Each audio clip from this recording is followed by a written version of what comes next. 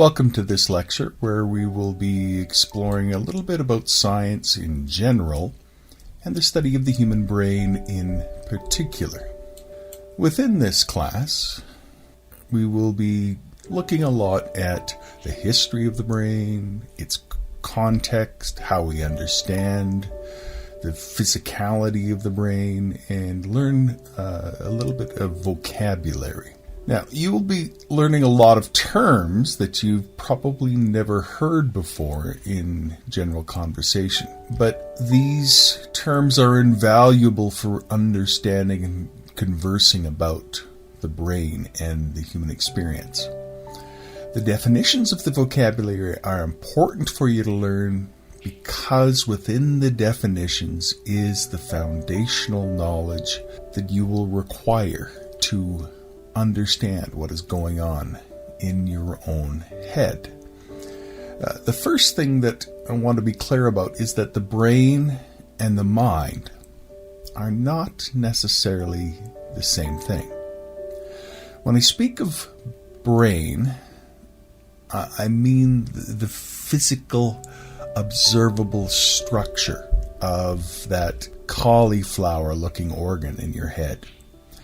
When I speak of the mind, I am speaking of your thoughts and the content and flow of thought. It's really amazing that this organ of the brain and how it relates to the mind is something that we continue to discover the depths of, and that we are really truly fearfully and wonderfully made. Now, because it has not always been believed that the brain was important for basic human functioning, and that it hasn't always been recognized that the mind and the brain work together and are connected for perceiving the world or for cognition and forming thoughts and ideas, I want to take a little bit of time and look at the history of ideas about the mind and the essence of what it means to be human. And we need to look at how we came to recognize the importance of the brain in order to really understand and appreciate the role that psychology has played and neuroscience has played, and the mishmash of sciences that have gone into the study of the brain. The study of the brain really is an interdisciplinary field, and you can be a specialist in, things like cellular biology or chemistry or psychology or quantum physics or bioelectricity or medical imaging or psychiatry or philosophy, and they all connect to neuroscience. And in addition, philosophy really influences our understanding of the human mind, which influences and informs our interpretation of the mind and the brain relationship and the meaning of what it means to be human. But the scientific method is always essential in that whole process. And as we look at the historical views and understand the major paradigms that go into our understanding of the mind and the brain, I hope you recognize that we have come from a place of real obscurity, and we have moved to a place of incredible depth of understanding, and yet there is so much more that we need to learn. Now, according to some neuroscientists, many ancient cultures viewed the heart as the seat of human experience. And it was also considered the seat of cognition, that is, thought, the seat of perception, experiencing that which is outside the body, and the seat of emotion.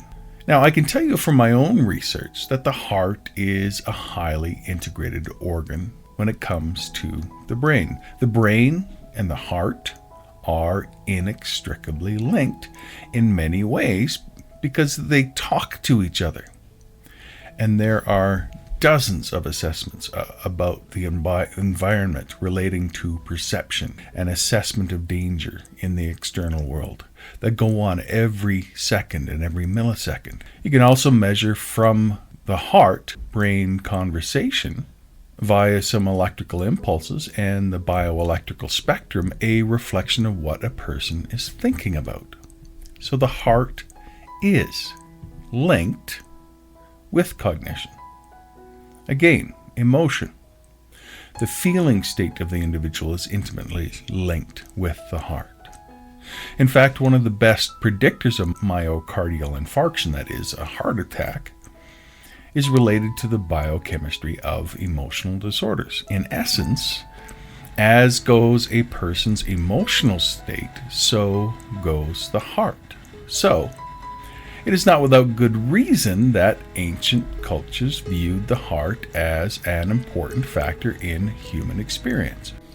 So it's not without good reason that ancient cultures viewed the heart as an important factor in human experience. By contrast, little was known about the brain, and therefore a lot of cultures considered it to not be important. If we go back, way back in culture, at the time following the great pharaohs of Egypt, pharaohs like Moses, Akhenaten, Tutankhamun, and Ramses, following this time around 1000 BC, when they died, their brains were extracted through their noses and the brains were discarded. By contrast, the organs that were viewed, and if we can use this as a gauge of what they viewed as important to the afterlife, were things like the liver, the lungs, the stomach, and the intestines were all preserved. And these were preserved in what we now call carnopic jars. And these jars were capped at the top with images of the heads of gods, of the Egyptian pantheon, really in order to signify their importance. And these jars were made of alabaster. And the heart was considered to have an extremely central place in the eventual resurrection of the pharaoh. So it was not extracted from the body and was left in place to be mummified by the process of dehydrating the body by filling it with salts and herbs to preserve it. Now, many interpret this as meaning that the pharaoh could enter the afterlife without a brain, but required his heart because it was central to who he was. Now, within the Book of the Dead, we see rituals that highlight the importance of the heart. We see Anubis, who was the jackal-headed god of internment and the guardian of the sarcophagus. He led the dead to judgment. One of the images in this Book of Anubis, holding the scales, and on one side is the person's heart, and on the other was the feather of Ma'at. Now, Ma'at was the god of truth, justice, peace, and order in the universe. And this image can be interpreted as, in order for that individual to pass the judgment, their wrongdoings of the heart had to weigh less than that feather of Ma'at. And this belief of the centrality of the heart was not a belief that was exclusive to the ancient Egyptians. Ancient Greece viewed the heart to be of immense value, as well as viewed as central to the functioning of who a person is. And in addition, Asian traditions in India and China also hold the heart to have a central place within who a person is. In fact, the heart was also often viewed to be the seat of memory and intellect. It was also the seat of the soul of the individual. For example, Aristotle would influence science and philosophy for centuries. He considered the heart to be central to intellect. Now, to be fair, we often view these works in a mechanistic way that may not really fully grasp what Aristotle was saying, but still, it is fairly clear that within his philosophical system was the control of the passions of the heart. The heart was the seat of the important functions of the human life. That is, things like perception, cognition, and soul. And later, Galen rejected the idea that the heart was the seat of the soul and mind.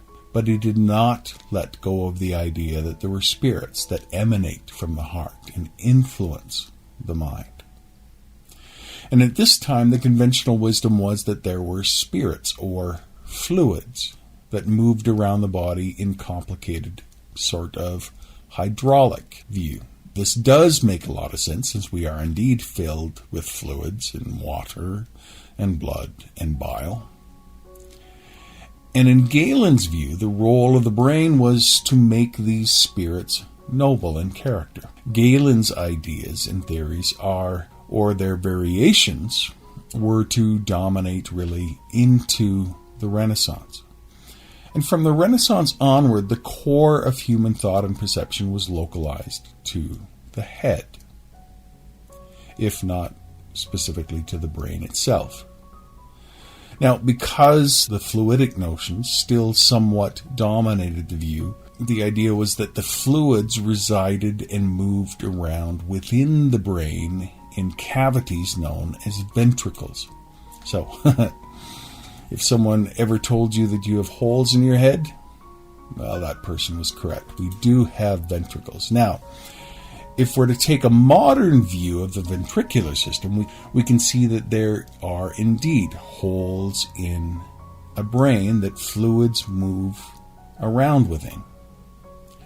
Many thinkers within the Renaissance believed that this was the seat of the mind and of the soul within the ventricular system.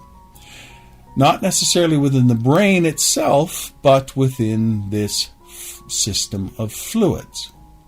And one of the thinkers who held this view was Leonardo da Vinci. Da Vinci gave us some of the most accurate and beautiful descriptions of the ventricular systems of the brain. He believed that perception and cognition resided within these cavities, not in the brain substance itself. Again, we have this image of spirits flowing within our head. And there have been many philosophical influences upon neuroscience and the study of the brain, and this really is a subject unto itself. Likely the most influential of these is at the beginning foundations of modern philosophy with the French mathematician, bioresearcher, and philosopher René Descartes. His Latin name, Renatus Cartesius. So when you hear someone speak of a Cartesian way of thinking, they are speaking of René Descartes and his influences. Now, his name has become practically synonymous with dualism, and dualism is basically the idea that the mind and the body are distinct entities and are independent of each other. They are made of a different type of each other. It was an idea that was really begun by Plato before Christ, but it was best and most precisely elaborated by Descartes, and that is why he is so associated with it. He spoke of the bodies of animals and humans as immensely intricate clockworks, essentially complex machines that were driven, but he believed that the mind and the soul, and he used these terms interchangeably, he called it the rational soul. He felt this was found only in humans, and could only be found within the rational soul. Now, he did believe that our bodies functioned similarly to that of animals, and he did believe that our bodies were amazing machines. The rational soul was the storehouse of our subjective sense of ourself and of cognition, and that which is essential to make me, me. Descartes could not imagine how we could think, and did not see how this could only be a function of our physical bodies. I think, therefore I am.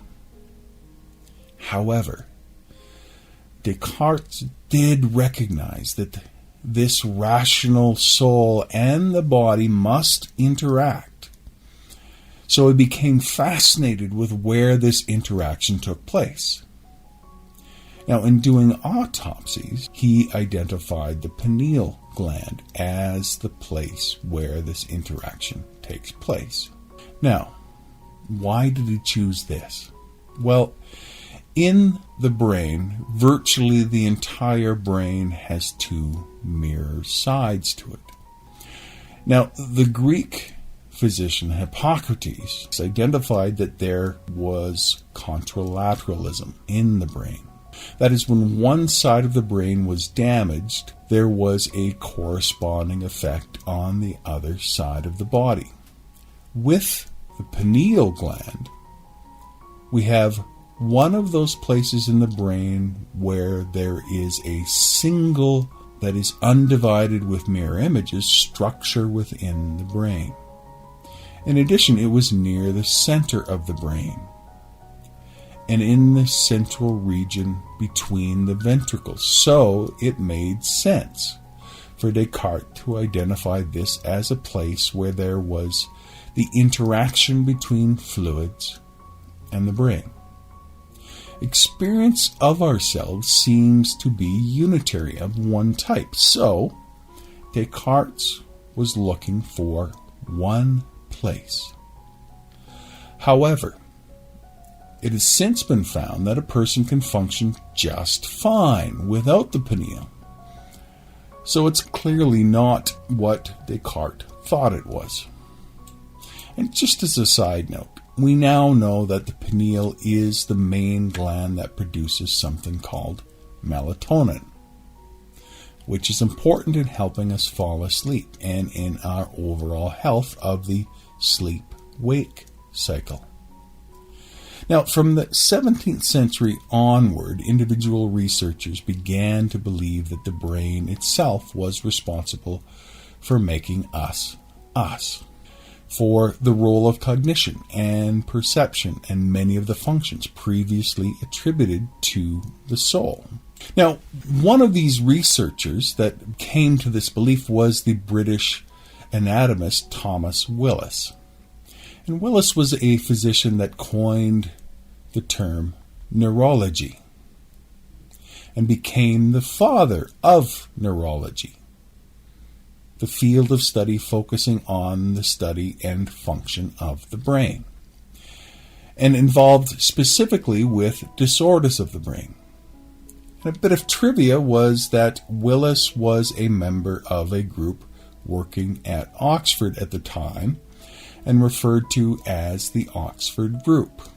And members of this group contributed enormously to areas of philosophy, to biochemistry, and a philosopher and physician among this group was John Locke, who believed that we are a sum of our experiences. And another individual that was part of this group was someone by the name of Christopher Wren, who was an architect and also a very accomplished artist. So, back to Willis. He was one of the first to describe many of the neurologic and psychiatric disorders. So, in 1664, he published something known as The Anatomy of the Brain and the Nerves. And this work helped to establish a common understanding that cognition, perception, and movement are all functions of the brain itself. Now, an important thing here is that Thomas Willis' descriptions of the brain were accompanied by beautiful drawings that were made by Christopher Wren. And the drawings shown within this text are so beautifully done that it could be mistaken for a photograph in any neuroanatomy textbook today.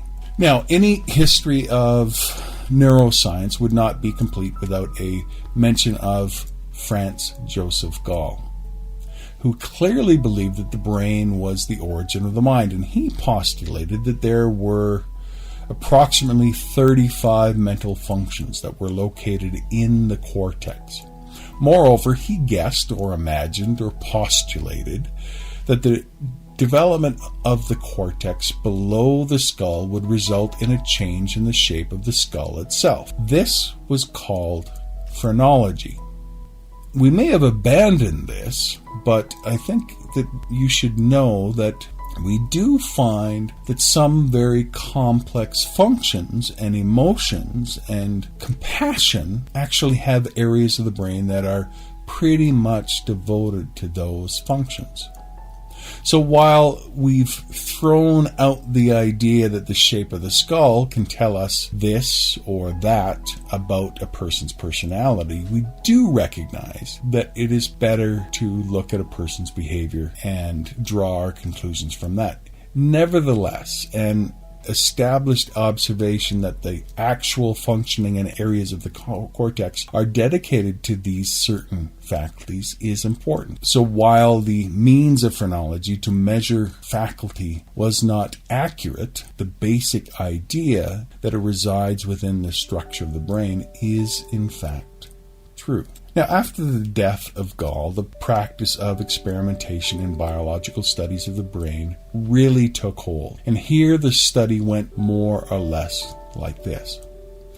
The researcher would produce a lesion or altogether remove a portion of the brain in an animal and then look at what function was lost. And this gave us a basic map for where functions were located within the brain. In humans, a good deal has been learned from individuals with things like traumatic brain injuries, where we can have a baseline of the type of person that individual was before and after a brain injury. In looking at the brain injury itself, we can deduce what functions were controlled by that area of the brain.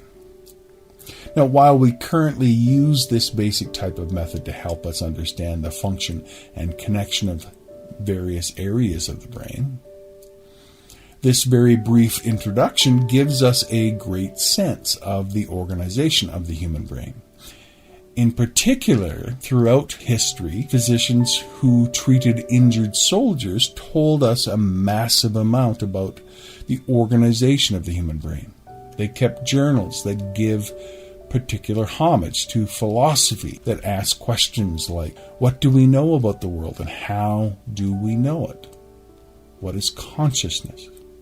And all of these questions are only now being revealed through the scientific study of the brain. And that concludes our lecture for this week. You take care. Bye-bye.